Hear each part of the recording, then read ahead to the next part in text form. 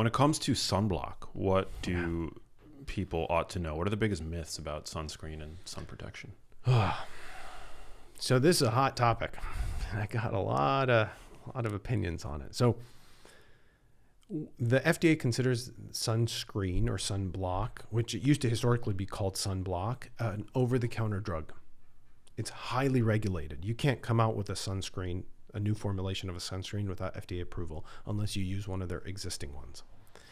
The original FDA manuscript that came out in 99 had a bunch of chemicals as well as minerals that was determined, generally recognized as safe and effective. Now, fast forward 20 years, we found that maybe not all of these chemicals, because of their metabolic breakdown products, are generally recognized as safe and effective, which means all the stuff we were smearing on our skin from maybe 1999 to 2015, 18, 20, maybe not all of those are safe. In fact, some of them have been pulled off the shelf. I think sunblock is great. If you're going to burn, you use it to shield your skin. It's a way to protect your skin from the outside in. I tend to recommend only mineral-based sunscreens. It's the old 1980s Lifeguard white nose sunscreens. They are minerals. They're made of metals, either zinc or titanium. They sit on the surface of the skin and they don't undergo a chemical transformation. The problem with those sunscreens are they tend to be greasy, chalky. They tend to have a little grainy texture because of the nanoparticles or the small particles of metal. So in the 80s, 90s, 2000s, people didn't like applying makeup on top of that because the skin looked chalky. So the cosmeceutical industry came out with chemicals that would sit on the skin much more smoothly, that can be blended into things like makeups, that can provide the same SPF equivalent. The problem is the way the chemicals work is they have to absorb UV and they undergo a chemical transformation and then they release that energy as heat. This transformation occurs on your skin or in your skin. What we found inadvertently is a lot of these chemicals have metabolic breakdown products that are thought to be maybe carcinogenic or endocrine disrupting. The amount of which you need is generally much, much higher than what people are smearing on. You need about a shot glass worth of sunscreen for it to even be effective. And as a skin cancer surgeon myself, oftentimes I don't put that much on.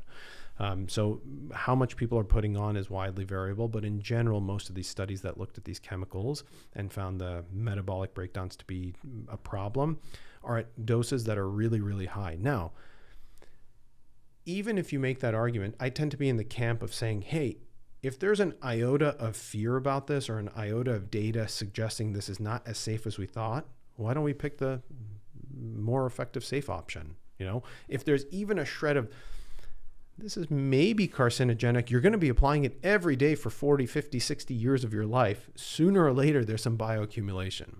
And we saw a really good study that came out in JAMA, which is one of our pinnacle medical journals, that looked at when patients applied even a single dose of a chemical sunscreen, the blood detection of that chemical, like in the actual blood after applying it onto the skin, ranged from 190 to 500 times the upper limit of normal defined by the FDA. So we're like, wait a second, we're absorbing a little bit more than we thought. And we've known this for a long time, which is why the American Academy of Pediatrics and the American Academy of Dermatology will tell you can't put certain sunscreens on babies before 6 months because their skin is like a sponge. They're like mucous membranes. They will absorb it. And we know the absorption's a problem. So now you're thinking, well, if it's a problem for a baby, it may not be a problem for me on day one, but it may be a problem for me on day 110,000, right? So I tend to recommend mineral sunscreens. I think sunscreens are great. I think there are also other forms of sun protection that work great. There are, in every single study, shade and shelter, hat, shade, have outperformed sunscreens. You literally cannot burn in shade, right? So if you're worried about burning or you're worried about aesthetics or you don't want to age because of too much sun exposure, a sun umbrella will beat any sunscreen you put on. But there are oral supplements that can protect your skin from the inside out. Things like polypodium, nicotinamide combination can protect your skin against sunburns or increase the amount of time you can spend in the sun. There's UV protective clothing if you're high risk. So sunscreens are a great way, not the only way. Yeah, and they're not a free lunch. Like even the chemical 100%. sunscreens, like if you're at risk for developing a really bad sunburn, I mean it's better than using nothing. Like if there's 100%. No shade available. 100%. Right? But yeah, these chemicals are, And yeah, they've been flagged as having serious endocrine disruptive potential. And ironically, the biggest problem was not even in the sunscreen itself, but a lot of these sprays had benzene as a propellant additive.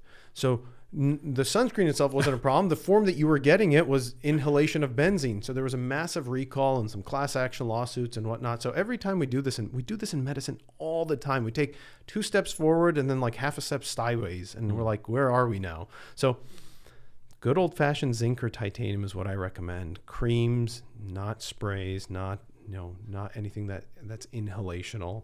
And you should know your skin. So if you're gonna burn, you should use some form of protection, shade, shelter, sunscreen.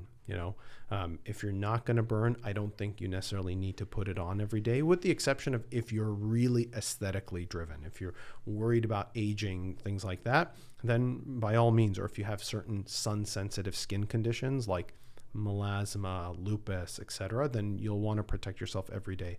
But do I wear sunscreen every day? I don't. Most of my time is spent going from my house to the operating table, to the lab, back home. So I know my skin. If I'm going to be at the beach, I'll wear it. No doubt about it. Also probably take a supplement. Speaking of supplements, are you at all familiar with astaxanthin? Yes. You are? Yes. I love astaxanthin. It's one of my favorite nutrients. Yeah, we have a whole video about astaxanthin. There's a product called Sun Powder that we use, and we formulated with my partner over at Harvard when he was at Harvard and I was up at Stanford, then over at UCLA. It actually has astaxanthin in it, a full clinical dose, and we found that it improves not only skin texture, but it improves fine lines and wrinkles, and there's some sun protective measures with astaxanthin. Are you talking about oral supplementation or topical? Oral. Oh, oral. Wow. Yeah. The oral supplement's great. And there's several studies that we talk about in certain videos looking at patients who got oral supplementation anywhere from 4 milligrams to 12 milligrams. And we looked at them over time, and they had a 30% improvement in all of those measures. Whoa. Yeah, astaxanthin's great. It's and amazing. most people in the skin world don't know about it. We added it to our supplement called Sun Powder, but that's one of the many things that you can use. It goes back to antioxidation, right?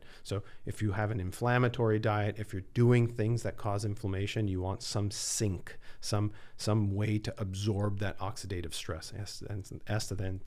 Astaxanthin is phenomenal. Yeah, it's I became an advisor in a company called AX3, who makes a really bioavailable form of it, just because way before I had any kind of affiliation with a producer, I've been taking astaxanthin for like 15 years. If not that's more awesome. At this point. Yeah. There's literally no downside. It's a great antioxidant, and it does a lot of things both internally and externally. Hey, if you liked that video, you need to check out this one here, and I'll see you there.